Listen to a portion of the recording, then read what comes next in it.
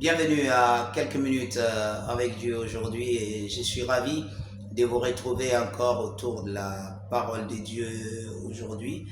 Et aujourd'hui, je voudrais, n'est-ce pas, vous parler d'un thème très important dans la chrétienté, prier pour les non-croyants.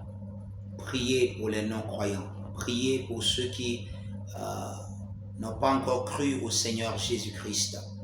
Vous savez, c'est notre responsabilité. C'est la responsabilité de tout chrétien de prier. Parce que vous savez, si vous savez ce que la prière fait, si vous connaissez le pouvoir, la puissance, l'autorité de la prière du croyant, ça veut dire de celui qui est chrétien, celui qui a l'Esprit de Dieu. Si vous connaissez l'autorité et le pouvoir que vous dégagez dans la prière, vous n'allez pas cesser de prier pour ceux qui ne croient pas.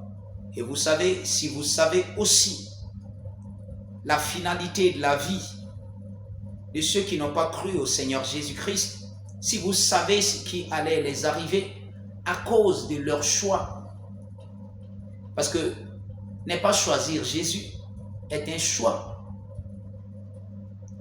Et ceci est vraiment terrible. Si vous savez ce que veut dire l'enfer, si vous savez seulement ce que ça veut dire, si vous savez ce que ça signifie, vous n'allez laisser personne aller là-bas, même si c'est votre ennemi. Et vous savez, l'enfer n'est pas le lieu final.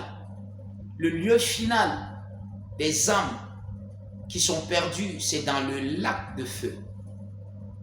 La Bible l'appelle un lac de feu. L'enfer lui-même sera jeté dans le lac de feu.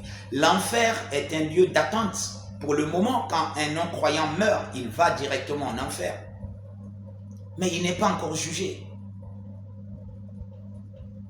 Je ne veux pas parler de l'enfer aujourd'hui, ni du lac de feu, mais je veux parler de l'importance de votre prière.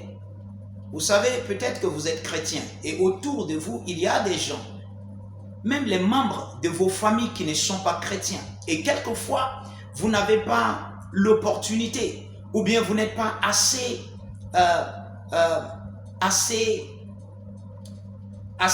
autorisé pour leur parler de l'évangile de Christ, pour leur parler de la parole de Dieu.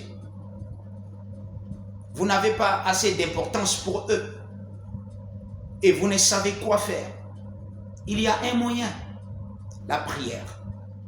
La Bible nous dit dans le livre de 1 Timothée, le chapitre 2, à partir du verset 1, il dit, j'exhorte donc, ça c'est Paul qui parle aux chrétiens, il dit, j'exhorte donc avant toute chose à faire des prières, des supplications, des requêtes et des actions de grâce pour tous les hommes, pour tous les hommes.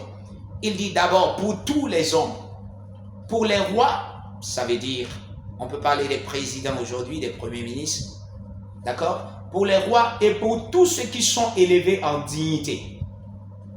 Toutes les autorités, à tous les niveaux, il dit de prier pour eux, afin que nous menions une vie paisible et tranquille en toute piété et honnêteté. Cela est bon et agréable devant Dieu, notre Sauveur qui veut que tous les hommes soient sauvés et parviennent à la connaissance de la vérité. La Bible dit que Dieu veut que tous les hommes soient sauvés et parviennent à la connaissance de la vérité. Ça, c'est la volonté de Dieu. Ça, c'est le désir de Dieu.